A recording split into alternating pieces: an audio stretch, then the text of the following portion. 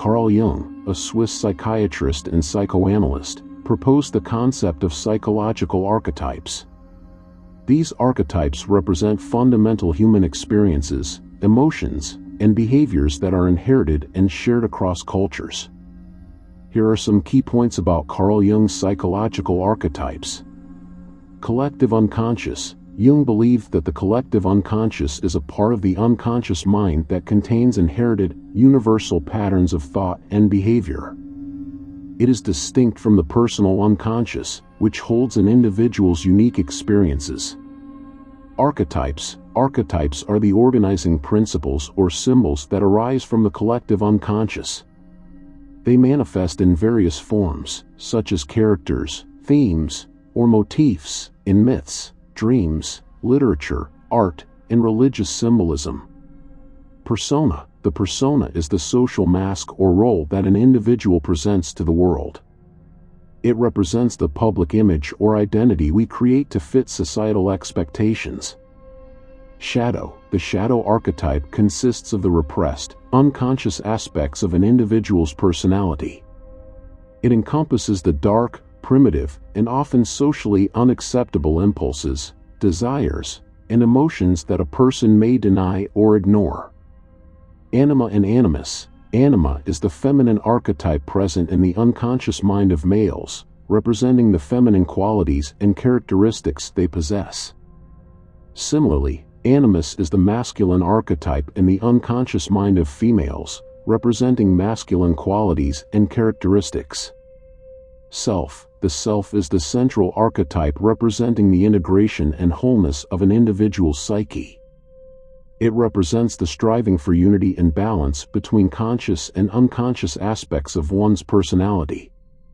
Archetypal figures. Jung identified several archetypal figures, such as the wise old man, the trickster, the hero, the mother, and the child, which appear across different cultures and mythologies. These figures embody certain universal patterns of behavior or symbols. Individuation. Individuation is the process of integrating and harmonizing the conscious and unconscious aspects of an individual's psyche. It involves recognizing and integrating the archetypal patterns within oneself to achieve psychological growth and wholeness. It's important to note that Jung's concept of archetypes has been influential not only in psychology but also in fields like literature, art, and cultural studies, where the idea of universal symbols and patterns is explored. The four main archetypes known as the four cardinal archetypes, which include the self, the shadow, the persona, and the anima or animus. These archetypes represent fundamental aspects of the human psyche. However, Jung's approach to archetypes was flexible and allowed for a wide range of archetypal manifestations. He recognized that archetypes could take on various forms and combinations depending on cultural, personal, and individual factors. Therefore, the number and specific manifestations of archetypal figures may vary. Archetypes, according to Jung, are universal patterns or motifs that exist within the collective unconscious. They are innate and represent fundamental human experiences, emotions, and behaviors. Some of the well-known archetypes explored by Jung include the hero, the archetype of overcoming challenges and achieving greatness; the wise old man or woman, the archetype of wisdom and guidance; the trickster, the mischievous and disruptive archetype; the mother, the nurturing and protective aspect; the father, the authoritative and protective aspect; the child, the archetype of innocence and potential; the sage, the archetype of knowledge and reflection; the lover, the archetype of connection, passion, and desire. These are just a few examples, and Jung explored a wide range of archetypes throughout his work. It's important to note that archetypes are not fixed and can manifest differently in individuals based on their personal experiences and cultural context. Set of archetypal figures have been categorized by some sources based on their own interpretations of Jung's work. These figures are often associated with the 12 archetypal figures model, which is an adaptation of Jung's ideas. Here is a brief description of each figure. Ruler. The ruler archetype represents authority, leadership, and responsibility. It embodies power, control, and the ability to create order and structure. Creator or artist. Artist archetype is associated with creativity, imagination, and the ability to bring something new into existence. It represents the desire to express oneself and contribute original ideas.